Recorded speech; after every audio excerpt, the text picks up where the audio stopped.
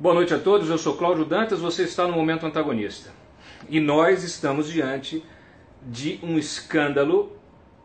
Olha, você que já conhece Lava Jato, que já sabe que a Lava Jato desviou 80 bilhões, né, que foi a última cifra que se calculou informalmente na investigação, mas que formalmente é de 10, né, mas informalmente é de 80. Vamos arredondar para 100 a Lava Jato, tá? Arredondou para 100? Bom, agora é o seguinte, BNDES, 1,2 trilhão de reais.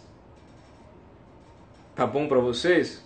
Mais 50 bi, mais 20 bi. Gente, olha, quando a gente acha que já viu tudo, a gente se surpreende, e a gente se assusta, a gente se comove, a gente se revolta, e eu espero que vocês estejam revoltados, se revoltem, pelo menos comigo, quando eu contar para vocês essa história. A gente publicou no site os detalhes, espero que vocês acessem para ver. A imprensa ignora o caso, obviamente, mas é um escândalo, uma crise que se estabeleceu no TCU a partir da denúncia de uma servidora que se colocou como vítima inicialmente, foi à revista Época, disse que estava sendo exonerada do cargo por pressões políticas, que foi constrangida por um ministro e denunciou o ministro. A Época embarcou na história. Só que o ministro se chama Augusto Scherman, que é um ministro sério, que eu posso garantir para vocês, ele resolveu reagir, e reagiu de uma forma inédita. Primeiro ele foi ao plenário, pediu a abertura de um procedimento para investigar o caso, foi ao plenário, virou para os ministros numa sessão reservada e relatou todo o caso, desde o seu início. Depois pegou esse relato, pegou a documentação, relatórios, ofícios, pegou e-mails, juntou tudo e jogou no site do TCU, está lá, para todo mundo ver. E o que o Augusto Scherman denuncia? Uma tentativa de desmantelamento da equipe que estava fiscalizando os contratos do BNDES. Que contratos são esses, Cláudio? Tem de tudo.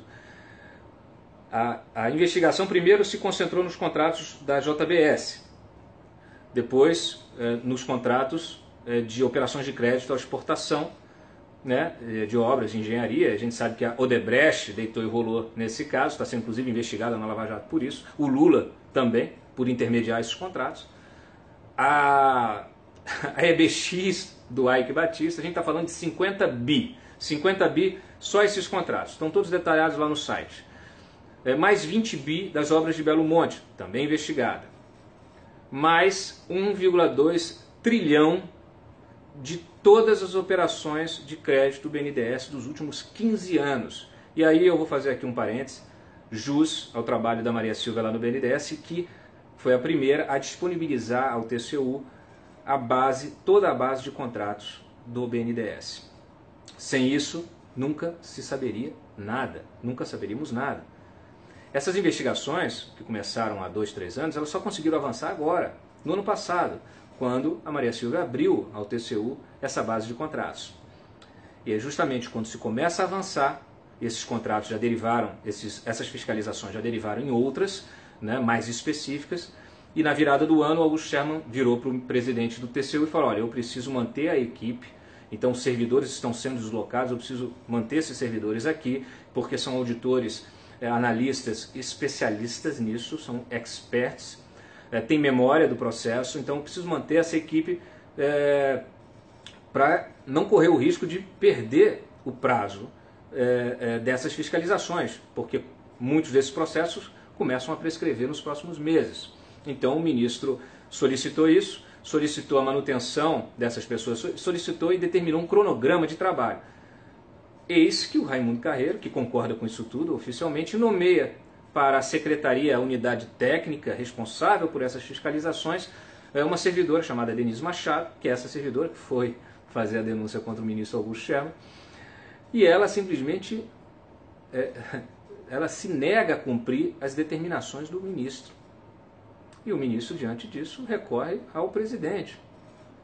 e o presidente diz que apoia. Só que informalmente disse também para a servidora que apoiava ela mesmo disse isso. Então se estabeleceu uma crise, os trabalhos foram prejudicados e agora a gente precisa dar um jeito nisso. O presidente do TCU, Raimundo Carreiro, precisa primeiro explicar por que nomeou essa funcionária para o cargo com essa determinação, com essa missão. Porque parece que a única missão dela é prejudicar essas investigações. Investigações que a gente sabe que são importantíssimas, são fundamentais, elas são reveladoras. E elas atingem os grandes grupos econômicos e políticos desse país. Que ainda, mesmo até aqueles que ainda não foram abarcados aí pela Lava Jato, como o JBS, a dupla Joesley e Wesley Batista. É muita pressão política, é muita pressão econômica.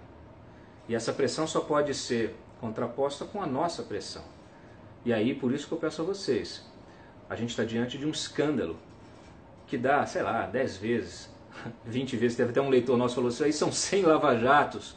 É possível. A gente está diante de um escândalo muito, muito maior do que a Lava Jato. E essa crise do TCU é só a ponta desse novelo. Então, estamos aqui, apoiamos o trabalho sério do ministro Augusto Scherman e de sua equipe, queremos transparência nesse processo, queremos explicações do presidente Raimundo Carreiro e queremos que o Congresso tome também satisfação enfim, isso precisa ser esclarecido e essas ações de fiscalização precisam ser cumpridas imediatamente, precisam ser executadas, esses cronogramas precisam ser cumpridos para que esses casos não prescrevam. A gente está diante realmente de uma coisa inédita e eu peço a atenção de vocês nisso aí. Volto assim que tiver notícias disso. Espero que o resto da imprensa atente para o caso. E, se não atentar também, rumaremos, como sempre, sozinhos, mas com o apoio de vocês, com a ajuda de vocês, que é isso que interessa. Muito obrigado pela audiência, nos vemos no próximo Momento Antagonista. Uma boa noite a todos, um bom final de semana.